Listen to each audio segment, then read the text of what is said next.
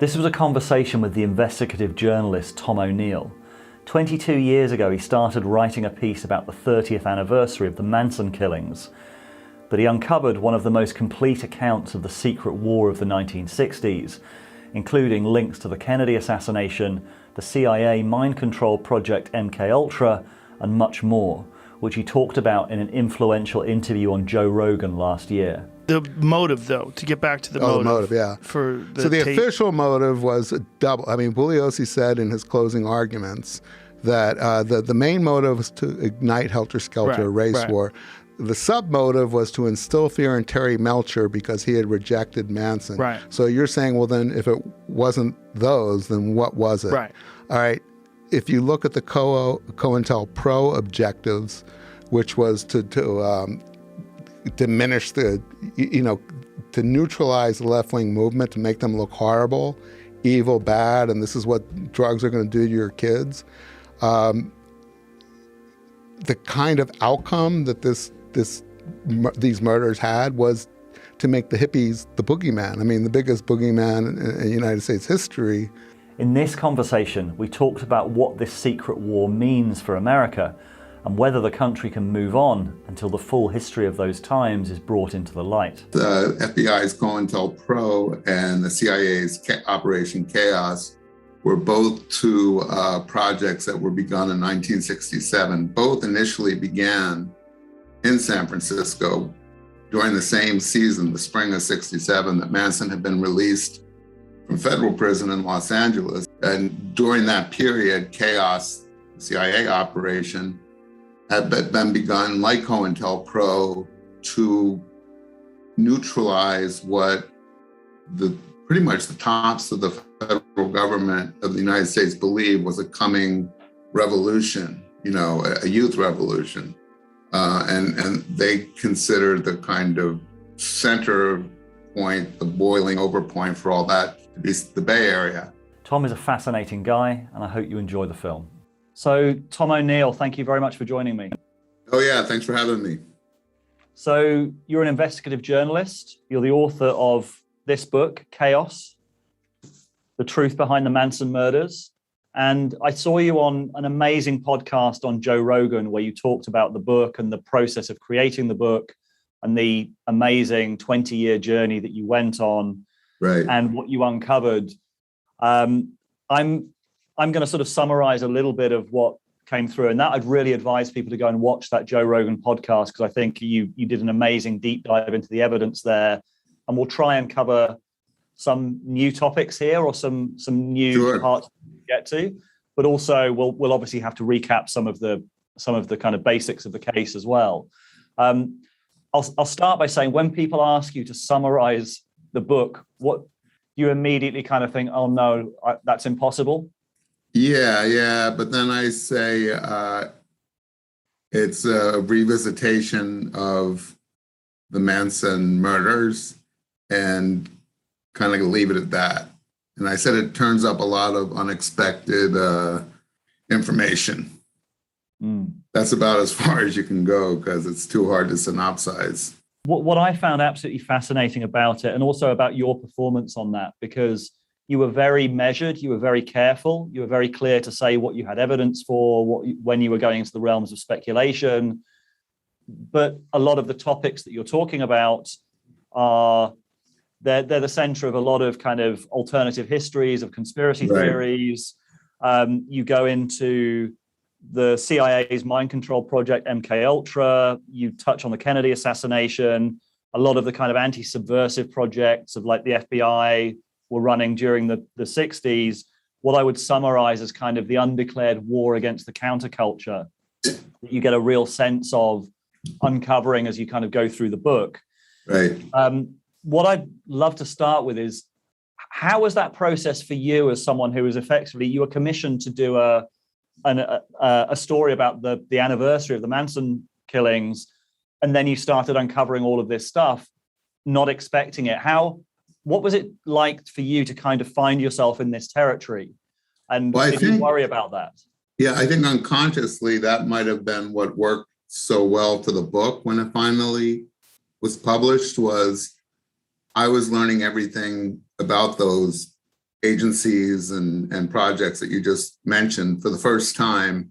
And I described through the book narrative my kind of stumbling down those rabbit holes, and at first discovering that they existed, but doubting it, and then trying to find out more information. So I think the reader kind of from what I've heard, experiences what I experienced when I discovered it for the first time. And originally, the first publisher of the book wanted it written in the third person, not in the first.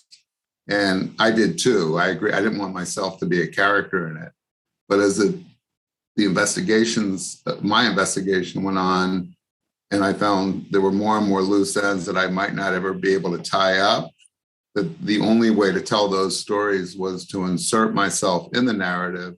So I would use the scenes in the narrative, because if you couldn't prove something happened a certain way, the closest you can get is catching these people in lies. It's really difficult to tell that, I don't know if you're right, but in the third person, without yourself and your voice in there reacting and having the exchange. So I think in the end, the book kind of became as much a chronicle of my journey to becoming aware of this stuff that I didn't know about, this secret history. And I think that might be what works well, not that it was planned that way, but for the reader to discover the stuff for the first time. And where would you say you've ended up at the conclusion of the process? Pretty cynical, a lot more skeptical of official histories, official narratives. I mean, I was always, I was a journalist, mostly entertainment, but I did some crime reporting. So I knew that, there was a lot of skullduggery and stuff, but much more cynical than I was when I started out, and much less trusting of any kind of authority. Yeah, and I'll maybe sort of just summarize the Manson aspect of the story, and just let me know if you'd agree with this summary. I'd say that what you discovered was that Manson was almost certainly protected, potentially informant, or even potentially an agent provocateur for certain aspects of government agencies, linked to many of the secret projects that were aimed at infiltrating and subverting the revolutionary potential of the counterculture. Right, that's good. Would that be a good summary? Yeah. I mean, I could never find a piece of paper, a document from that period stating that. And I was told that stuff isn't on paper, but the closest I got to proving that was a circumstantial case of evidence showing that every time he was arrested, he would be automatically released, charges would be dropped, his parole wouldn't be violated. I was able to find out that his parole officer was, involved with these pretty shadowy government agencies at the same time. And then I got people who were in law enforcement at the time, particularly from district attorneys' offices who prosecuted these cases. And one in particular, a very well-known Los Angeles deputy DA who ended up becoming the head criminal judge for Van Nuys, Lou Watnick, who went over all the documents. And at first he was like me, he was skeptical that any of this was going to add up to anything. But after he went through everything I'd uncovered about Manson and put all this paperwork in front of him, as I write in the book, he just said, he called it all chicken shit. He said, this is all chicken shit. He said, they should have had him in and behind bars, but he was much more valuable to somebody on the outside than the inside. And then he I think this was like the first or second year of my reporting. And I said, well, who? And he said, I don't know. That's for you to find out. He said, it could have been federal, FBI, CIA. It could have been local, LAPD, sheriffs.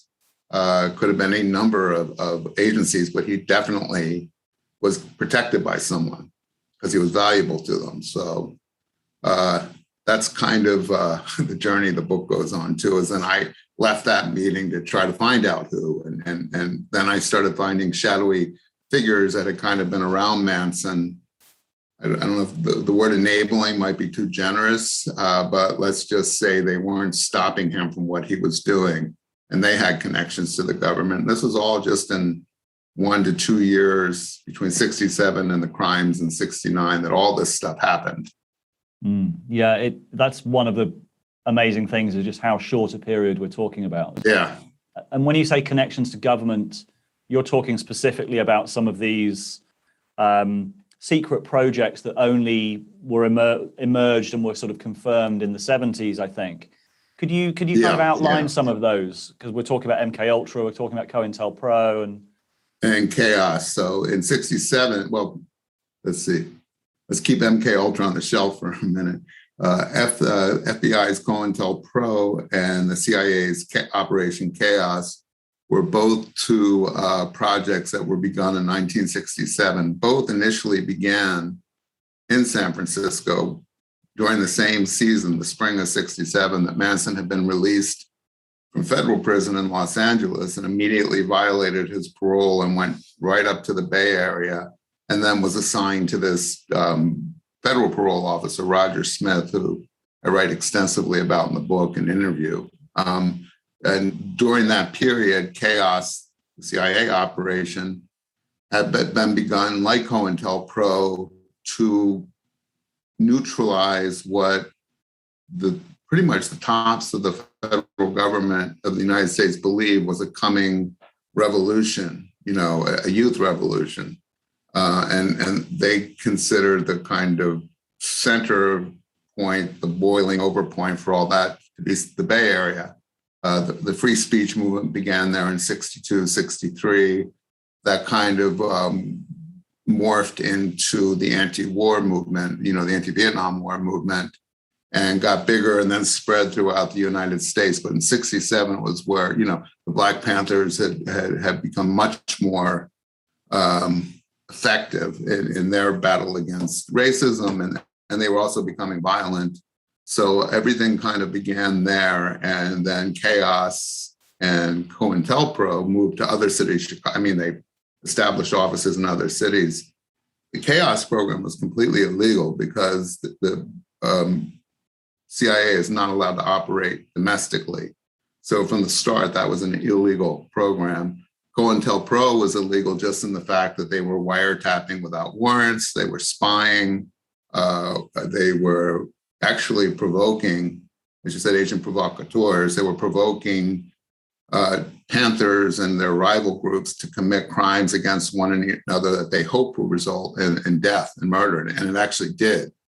The CIA program, COINTELPRO, was exposed in, I think, 73 or 74, when a bunch of files were stolen by activists in Pennsylvania and released to the press, showing this really, horribly frightening domestic surveillance and agitation operation by the government. And once the FBI was confronted with it and there were hearings, they admitted to it. And I think they ended up taking responsibility for somewhere between 20 and 30 violent deaths that had been provoked by them.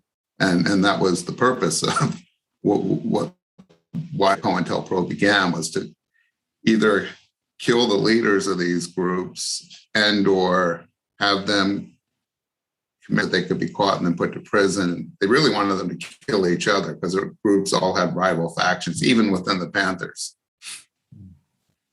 And we put MK Ultra on the back burner, but that's one of the biggest ones. That's a crazier one. Yeah, so MK Ultra kind of, when the OSS, which was a United States intelligence overseas operation during World War II, the spying operation, once World War II was ended in the late 40s, the CIA was born out of the OSS, Office of Strategic Services.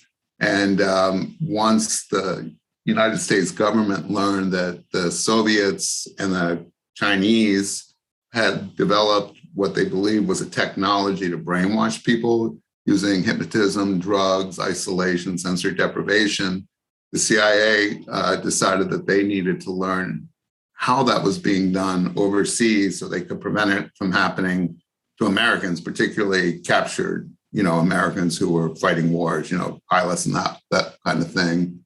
So they started something called Artichoke, Bluebird. And then by 1951 to 52, what had begun as a defensive program was reoriented to become from defensive to offensive, to learn how to use that technology against our enemies. They turned it on the American population. They started using drugs and experiments on, in the early days, they had safe houses in San Francisco and New York, where prostitutes working as for the CIA would seduce or bring Johns to apartments that were outfitted with one-way mirrors where they could be filmed, and the prostitutes would dose these guys with LSD. When the guys figured out what happened, they weren't about to charge anyone or go to the police because they were committing an illegal act. And then they started testing on the youth population, first student volunteers, and then they would go out, and all that's detailed in the book, but that was entirely illegal because they're giving, mind-blowing drugs to people without their knowledge or consent. And that all got exposed in 73 through 75 in government hearings. And again, the public was just like I was. They were apprehensive when the first reports came out by a journalist named Seymour Hersh.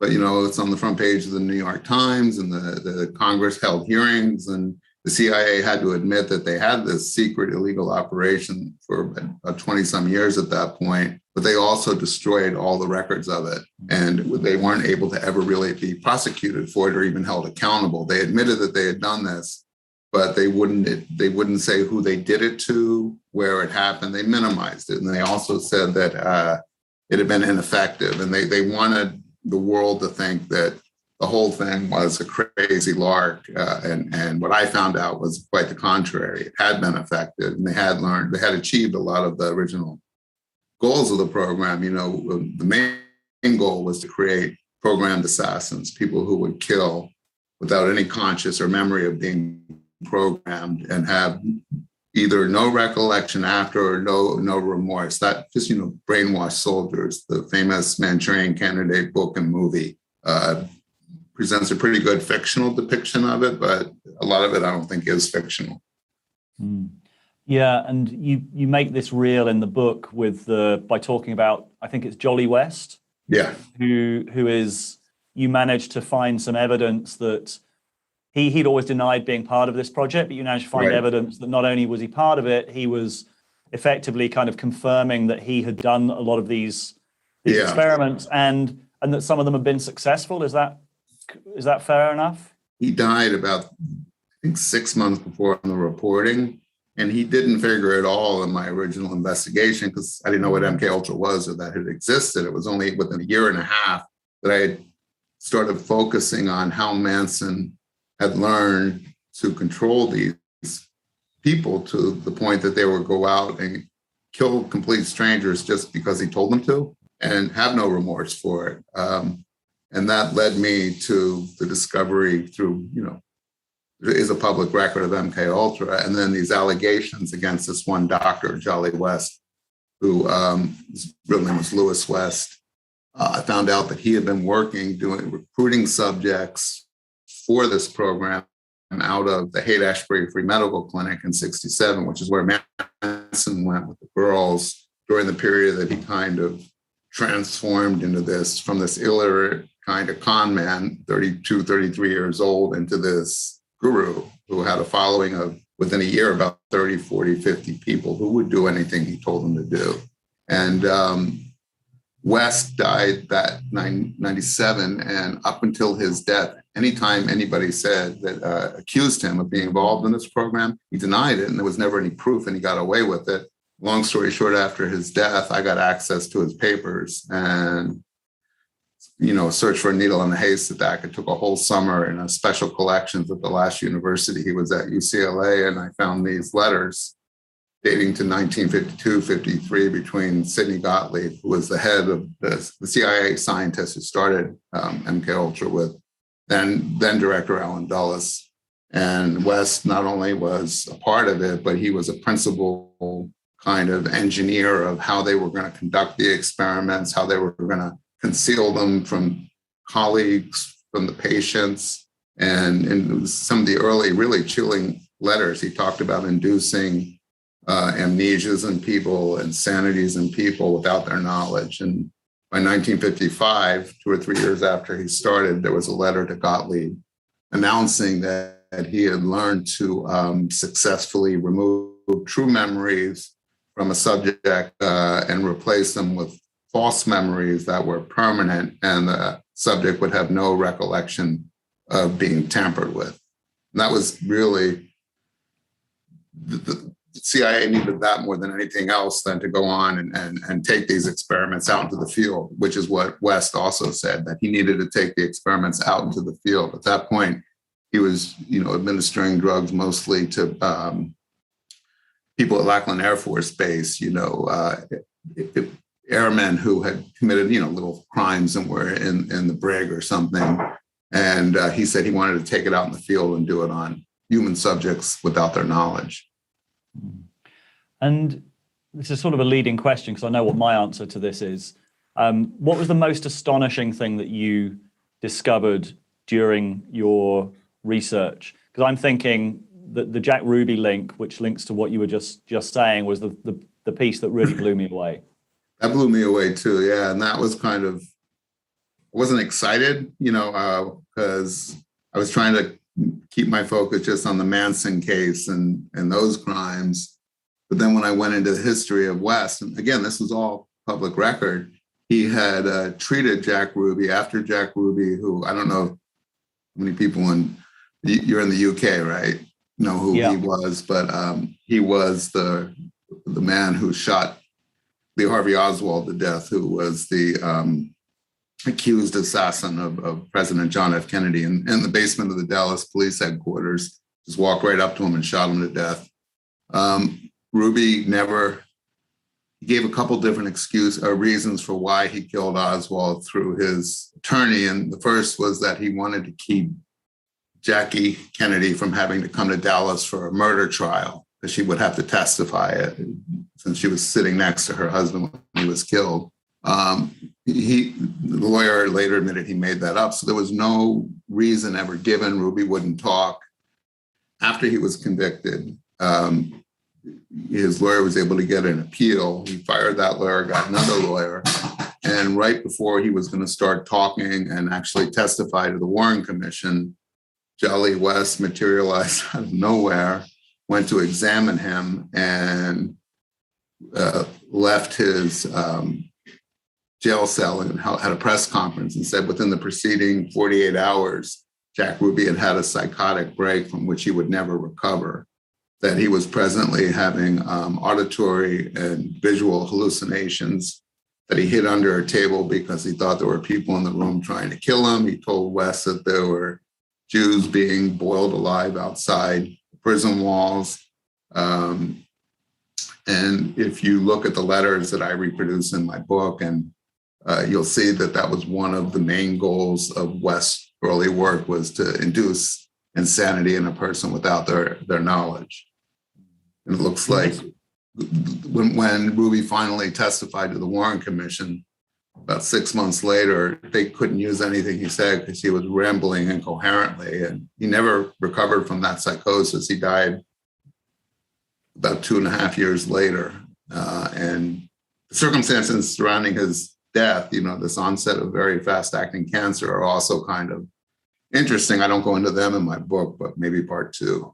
Yeah, I mean, just to recap why that was so extraordinary, I mean, Jack Ruby, that was always the most peculiar thing about the Kennedy assassination anyway. The thing that just didn't seem to make sense was, why would Jack Ruby kill Lee Harvey Oswald? Like, right. What possible motive was it apart from silencing a potential witness?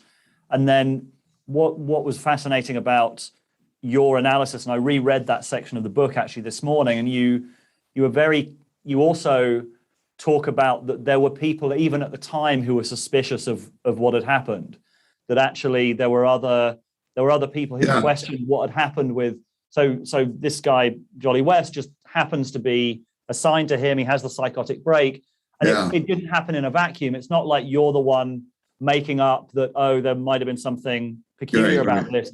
Even at the time, people were saying this doesn't make sense. Well, there was another psychiatrist who was very well known, who was asked by the judge to provide a second opinion. So he examined Ruby, within days of this psychotic break. And I found his report actually in West Files to the judge. And he said his immediate suspicion was that Ruby was faking it. And he said, but it was so compelling But he said he didn't understand because he examined all of the previous, because Ruby was examined by like 6 psychiatrists for the first trial, and none of them talked about anything like delusional behavior or disassociation, hallucinations, none of that stuff. So he said that was his first suspicion, was that he would fake it, but he concluded that he wasn't faking it. He said, my second would be that somebody had gotten to Ruby and somehow given him some type of agent. Now, they didn't know what LSD was unless he was working for the CIA at the time, because this was 1964, 65, and LSD was only really known at that point within military and federal experimental programs. But he said, but because Ruby was so protected, he couldn't imagine anybody getting in there to give him some type of agent to do this to him. And also that it had been fixed. It wasn't like a temporary thing. And that's, again, exactly what West did. He went in and saw Ruby alone. There was nobody else in the cell with him. And he said in 52 and 53, that was what the CIA wanted him to do, contracted him to do originally, because they wanted to do this type of thing to foreign leaders, that were enemies. They wanted to get somebody in there, they even tried to get somebody to do this to Castro with a cigar that had LSD on the end of it. So even more importantly, I think, is showing not just the circumstantial evidence that West did this to Ruby, but more importantly was that West's boss at the CIA from 1952 to 53, his 3 bosses were Allen Dulles, Richard Helms, who took over for Dulles about 3 years after Dulles was fired by John Kennedy, and Sidney Gottlieb. So the Warren Commission was comprised of Allen Dulles, who was selected by Chief Justice Warren, 13 men on the commission to investigate this assassination. Dulles knew who West was and what he was capable of. Richard Helms, who later became the director, was the liaison between the CIA and the Warren Commission to provide information. Nobody disclosed to the Warren Commission that one of the psychiatrists, not only the psychiatrist who examined West, because there were about a dozen, but the one who examined him, within 48 hours of him having a psychotic break, actually worked for the CIA, experimenting and researching and trying to accomplish exactly what happened to Jack Ruby. None of that was disclosed. It would have changed everything if they knew that a CIA agent, he was a contracted agent of the CIA, had gotten in there to Ruby right before Ruby was going to testify under oath and scrambled his brain. Yeah, it's that was the most extraordinary piece of evidence. How did that feel to kind of you're following the Manson killings, which is already such a kind of deep, astonishing case, and then suddenly it leads into Jack Ruby and the Kennedy assassination, and what was that experience like? Well, I write in the book that when I had to call my agent, who at that point had been my agent for about 4 or 5 years, and in his mind it was 3 years too many. I should have written the book. When I had to call him to say that, that I've been looking into West and this possible relationship with Manson at the Hague Clinic and how important that is. He said, absolutely. I go, well, I've also proven, because I'd shown him the documents, that West was working for MK Ultra during that period. I said, we can't now ignore West's relationship with Jack Ruby. He goes, what are you saying? And I said, we got to look at the JFK assassination. He goes, no, you can't do that. And then, of course, after 15 minutes, I persuaded him that, I couldn't keep that out of the book, but that probably added on another 10 years of reporting. So it was something that was exciting, but at the same time daunting, and I knew then that this was going to be a really long haul and took 20 years to do, but it's hopefully mostly behind me now. And what was your conclusion of what the big picture of why the Manson killings happened and what the link was to these secret projects? Well, that's the thing, I don't really like to say anything that is theoretical on my part. I like to present the information and lay out, the facts that I was able to prove and let the readers come to their own conclusion, mostly because I haven't definitively proved that it was part of MK Ultra chaos, COINTELPRO. I think I make a pretty good case that, the objectives of COINTELPRO and chaos were to present hippies and the youth movement that was rising up against the government and demonstrating in the streets and getting larger and larger. And so much so that Lyndon Johnson pulled out of the race because he knew that he wouldn't be able to win in that climate. That if they needed like a propaganda campaign to make these people look crazy and dangerous and completely untethered to reality, well, Charles Manson was a gift, because those murders happened in August of '69. And the original police theories were that they were committed as part of a drug deal gone wrong, or some type of ritualistic sex thing that went out of control. But then all of a sudden in December, they hold a press conference and announce that the murders were committed as part of a plan to start a race war by a group of hippies, at a commune in Spahn Ranch in Los Angeles, and then out in Death Valley. And then all of a sudden on the front page of the papers is Charles Manson looking crazy with his eyes, and the women followers, who look like, any hippie you saw on the street with beads and long hair, young, nursing babies, saying, Charlie's our God, Charlie's our leader. That couldn't have done a better job of dismantling and kind of ruining the peaceful image of hippies up to that point. Now they were dangerous. People stopped picking up hitchhikers. People were scared of LSD and hippies and drugs and free love. And it really, Joan Didion said famously how it ended the 60s. I wasn't the first to say that. But so that's where my book is going. I'm thinking of doing a part 2, and I have gotten a lot more information since the book came out about 2 years ago. That gets me closer and closer to providing something more definitive. I'm still reporting, and we'll see where it goes. Yeah, I mean, there is just the sort of the symbolism of the Manson murders, and that it does feel like that sort of full stop to the 60s. Mm-hmm. And it's when something sears through that clearly into the kind of public consciousness, it's not. And then the case that you make, it does seem very, very convincing. Like, of course, there would be interest in this. Of course, there was this undeclared war going on throughout the 60s against the counterculture. Mm-hmm. This may seem like a slightly left field suggestion, but have you heard of a process called family constellations? No. So there's different forms of constellation work. It's sometimes done in business. Family constellations is basically based on the idea that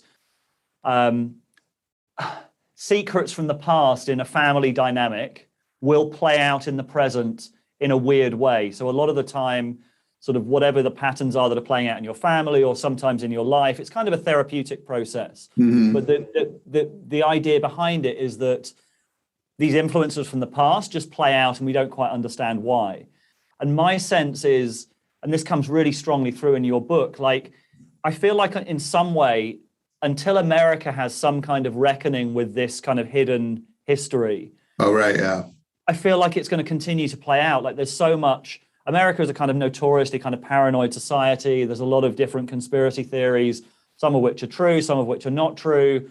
And it's all kind of melded together in a slightly paranoid way. Yeah.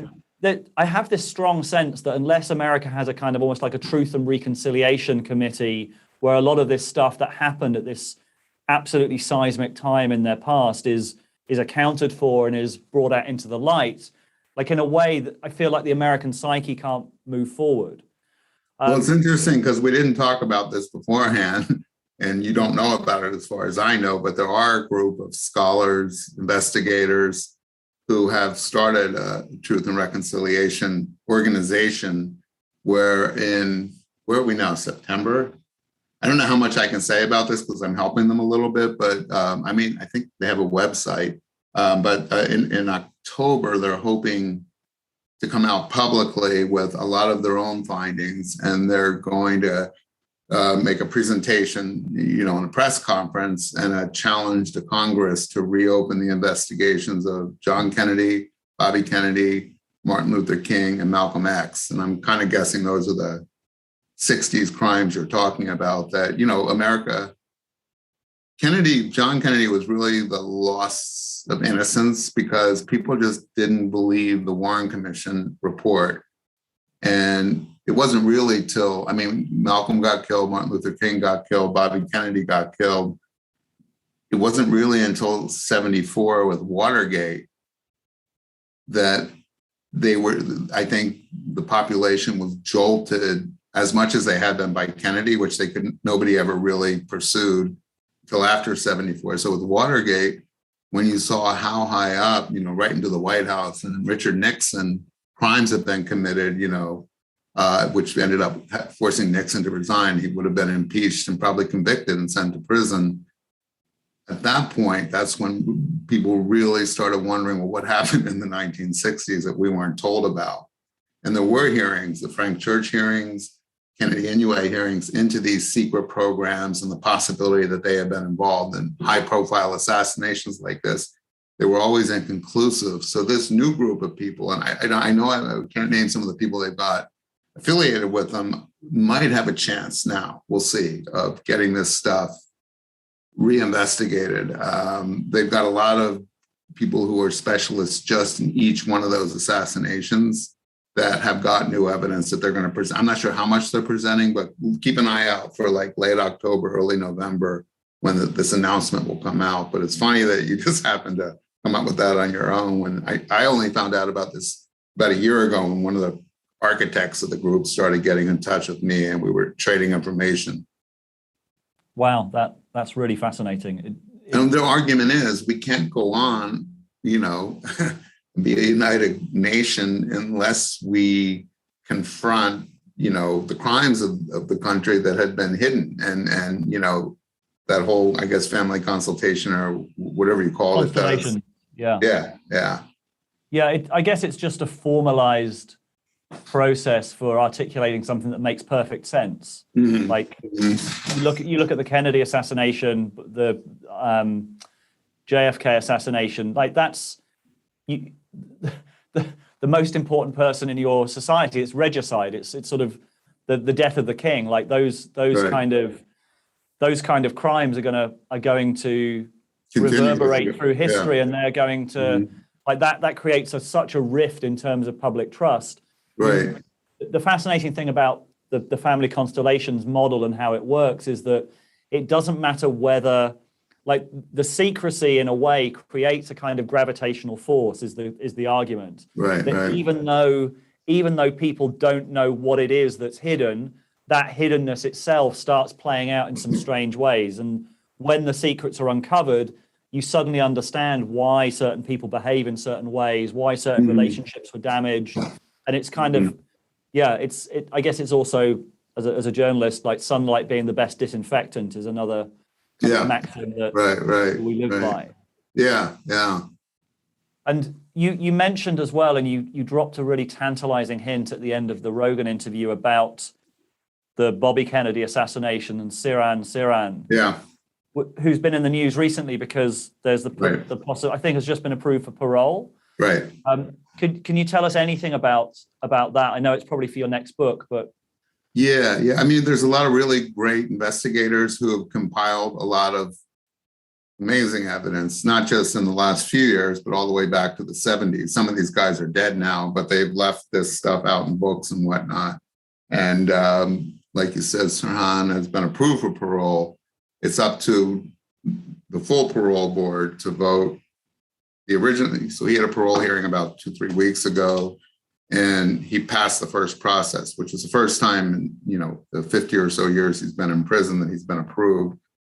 Now the full parole board will decide, and if they say yes, he should be paroled, then it goes to the governor. And if our governor is still Gavin Newsom, we'll know that in a week. If he's not recalled, it'll be up to him. I'm pretty sure Gavin Newsom, the governor has the ultimate say.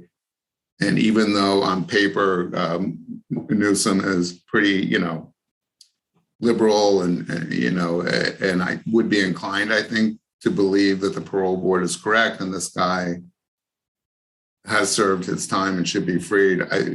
In the climate now, with what happened in the country with the last presidency, it would just backfire in such a big way. I don't think he wants to be the person to release Sirhan, because he's very ambitious and I think he wants to be a president at some point.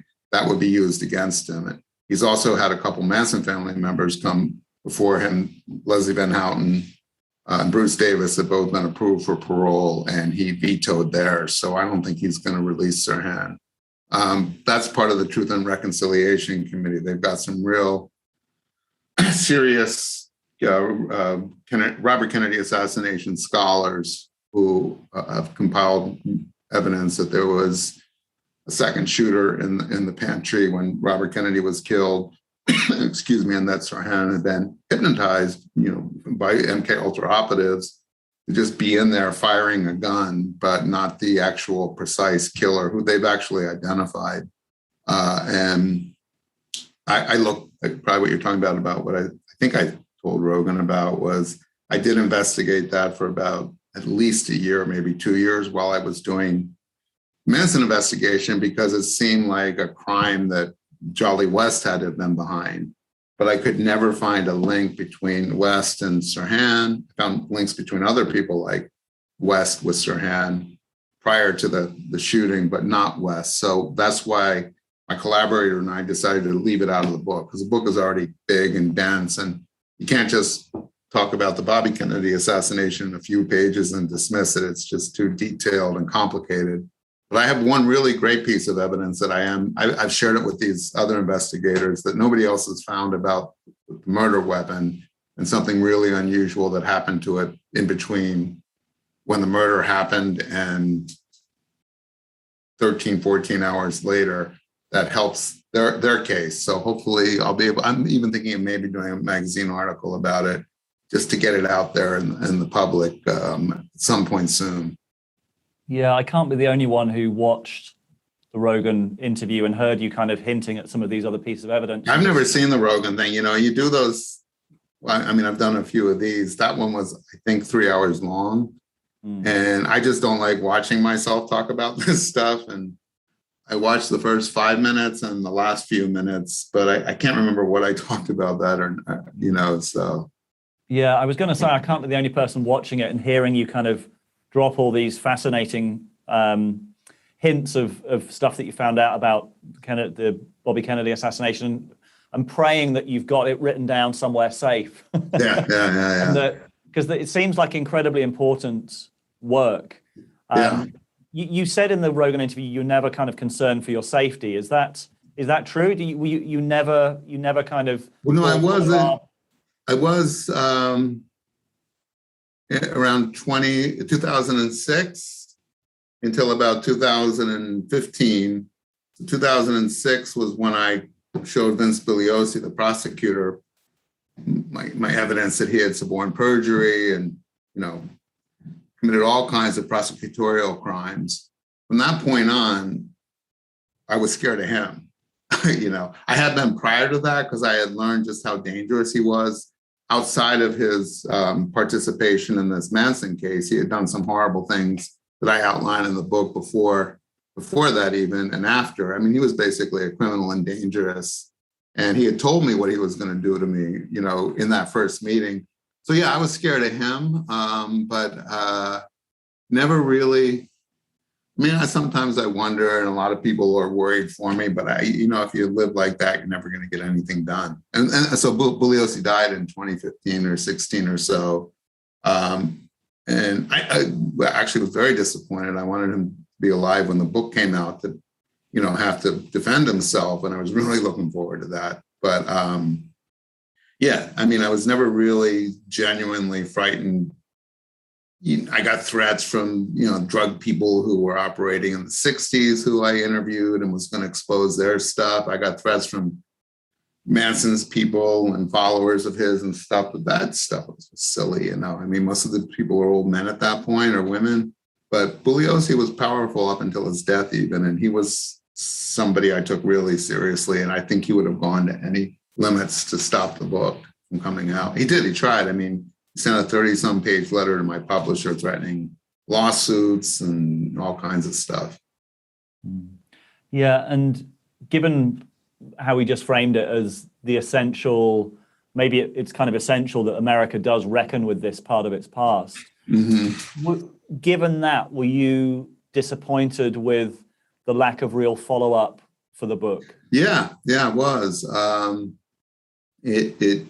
I naively thought that there would be, repercussions. And I can't remember if I talked about this on Rogan, but there were, I don't know how much I can say about this. All right, so the New Yorker was going to do a big piece on what I found out, and the reporter spent a year basically kind of retracing my steps and then going to experts with my conclusions. And I never saw the piece, but it got dumped. And he was really disappointed. I don't know the reasoning why it never ran. He said that basically I would have loved it because all the experts said I was right on the money with my conclusions. And then the same thing happened recently with the LA Times. And I'm not sure that it's completely killed yet, but there was a great reporter who actually a year and a half now, she'd been, I actually shouldn't say much more about this if it's still in play there, but it should have come out 6 months ago. And I keep getting different reasons for why it hasn't. And now I'm not hearing anything. And I try not to be paranoid about that stuff, but it's happened more than once now.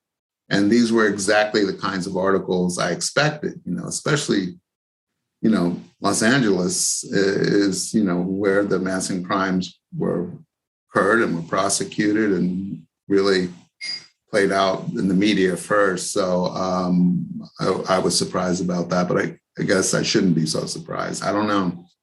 I'm working with a documentary filmmaker now, and we're pretty close to agreeing on everything. And he's great and very high profile. And if I do something with him, I think there will be repercussions because when he does something, people pay attention.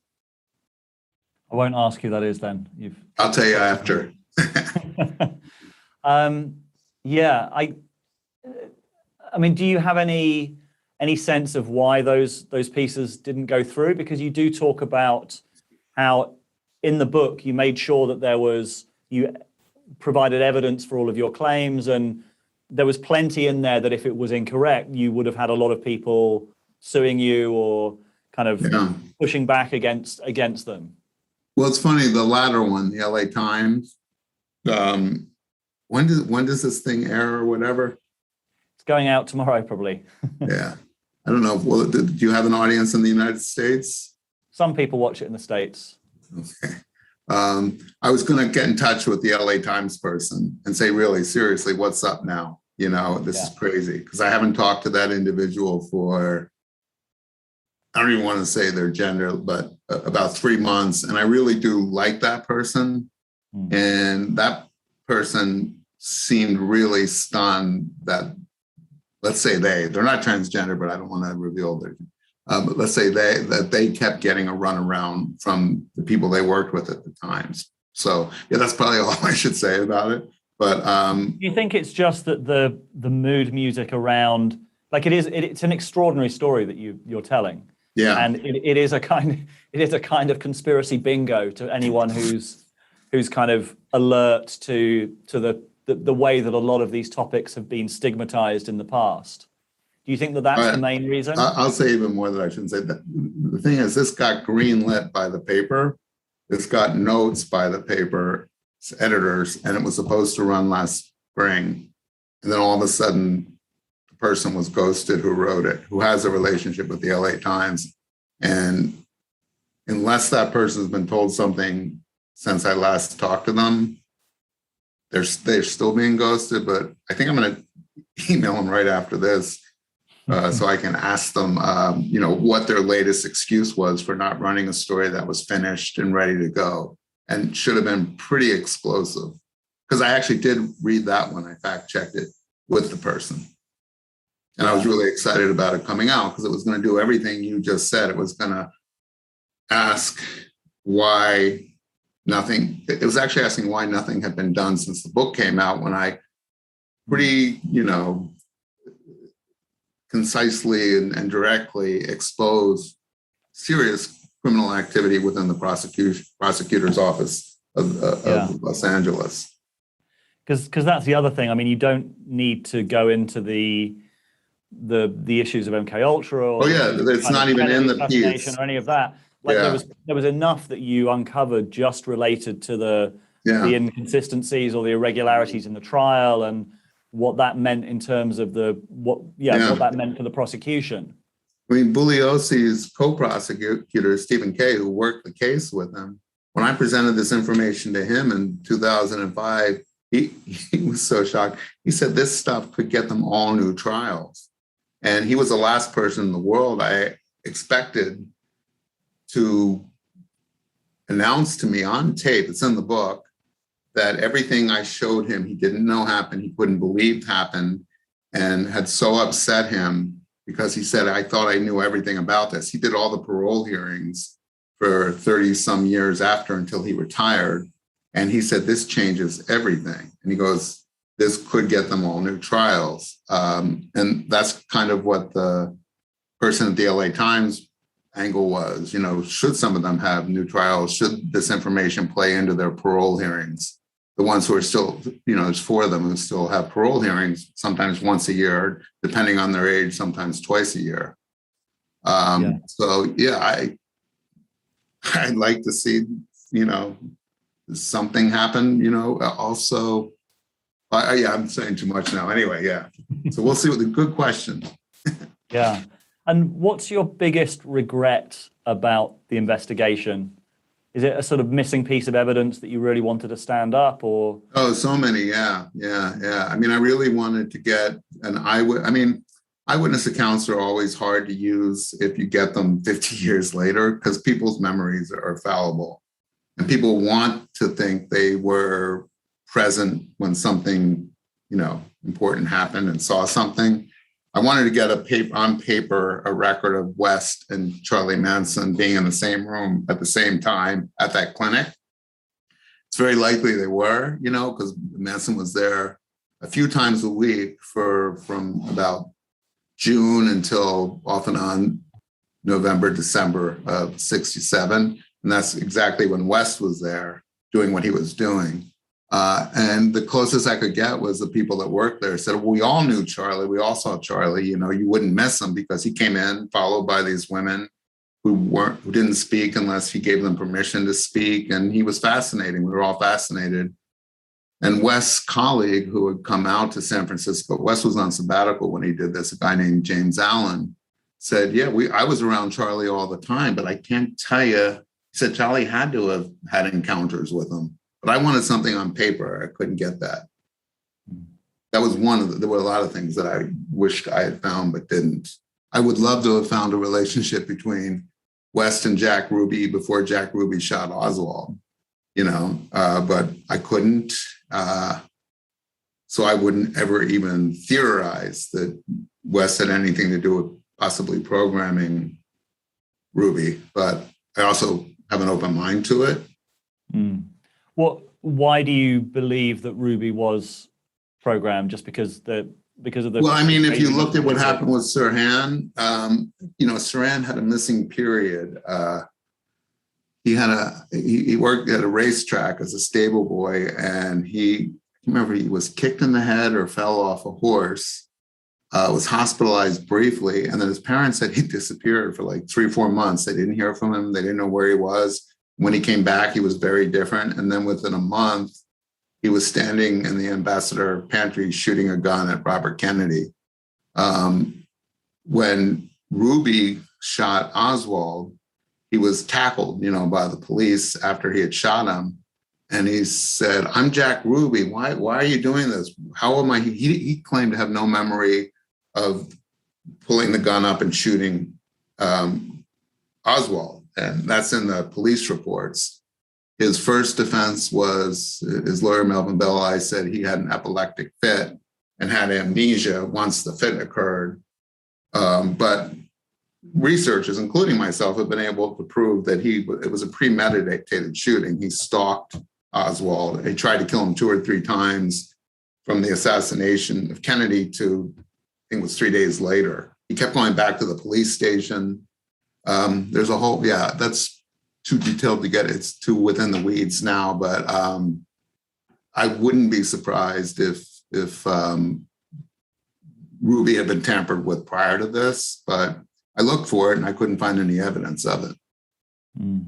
And what is you're working on your next book now? How long do you think that might be until it comes out? What's going to be in it? Well, I got the best collaborator in the world when I got this guy, Dan Piepenbring, about 2 years before the book came out. He came on board and, we churned it out in about a year and a half. I know if I did it alone, it would take another 20 years again. I'm not going to live that long, probably. He wants to do it. So I'm just telling him,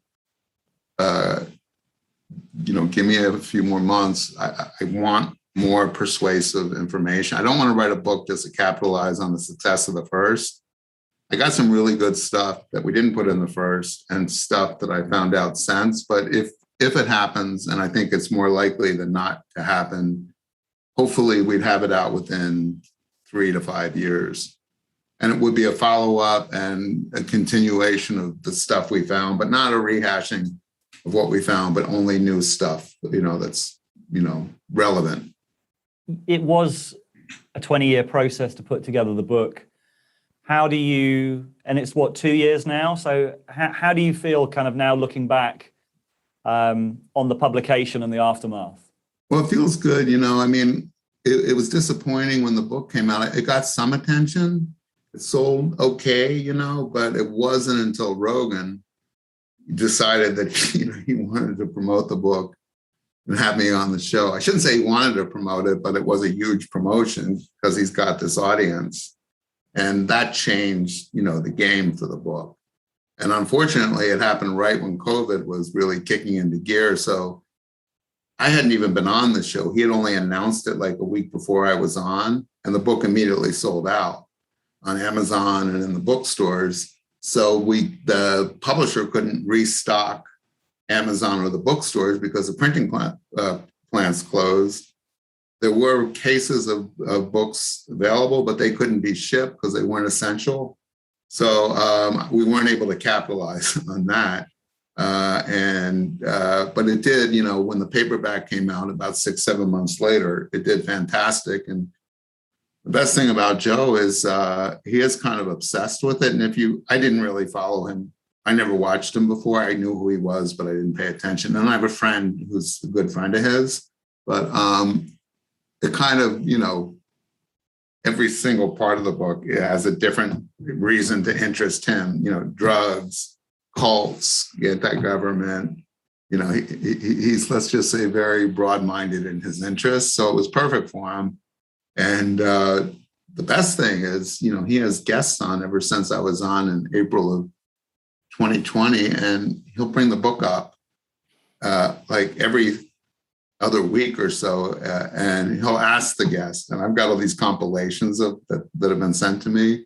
Have you read this book? And most of them haven't. So then he'll tell the whole, synopsis of the book, and then our sales go crazy again. So keep going, Joe. I'm happy.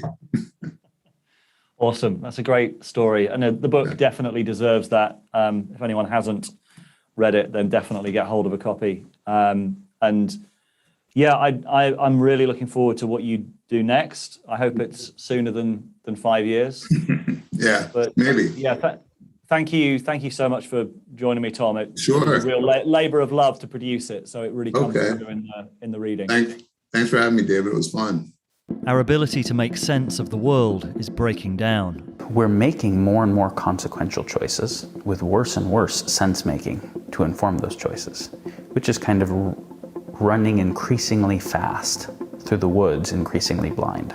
Over the last 2 years, Rebel Wisdom has interviewed some of the world's top thinkers. Now we've brought them together for an 8-week online course, Sense-Making 101, with Daniel Schmachtenberger, Diane Musho-Hamilton, John Vervaeke, and more. Improve your sense-making develop your sovereignty, and join a wider community looking to do the same.